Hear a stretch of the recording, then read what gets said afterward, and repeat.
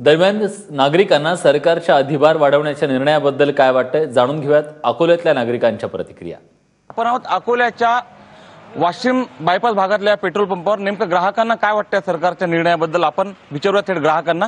रात्रीपासून 3 रुपये वाढवले पेट्रोलवर राज्य सरकारनं अधिभार, तुम्हाला काय वाटतं? सिर्फ महाराष्ट्र ही गवर्नमेंट ऐसी है कि जहाँ पे सबसे ज्यादा रेट है पेट्रोल के। गुजरात के मुकाबले में अपने यहाँ पे करीब करीब 20 रुपए लीटर का फर्क आ रहा है।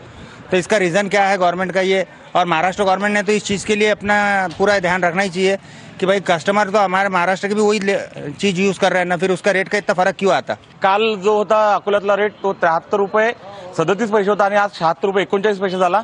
आणखी काही ग्राहक आपल्यासोबत आहेत, त्यांना काय वाटतं या निर्णयाबद्दल सरकारच्या, आपण त्यांना विचारूयात। मला तर वाटतं सर सरळ सरळ हे नागरिकांची लूट आहे सर। कारण आपण आता बघताय की मागच्या वेळेस 6 रुपये बहुतेक वाढवलेले होते त्याच्यावर, आणि रातोरात त्याचं 3 रुपये वाढवणं हे काही बरोबर नाही असं मला वाटतं। हा सरळ सर सामान्य माणसाच्या खिशाला धन काय। त्यानंतर आम्हाला जर घरून पैसे मिळतात त्यांना पेट्रोल भरण्यासाठी, तर तसेच गाडीचे ॲव्हरेजनेचं, आणि त्यावरून जर असे जर निर्णय येत राहतील तर आमचं कसं होणार सर? सामान्य कुटुंबातले माणसं सर आम्ही। आधी 6 रुपये अधिभार होता आणि आता 3 रुपये म्हणजे 9 रुपये अधिभार हा पेट्रोलवर आहे। त्यामुळे ही सर्वसामान्याची लूट असल्याचं मत ग्राहकांचं आहे। उमेश लोणे, एबीपी माझा, अकोला।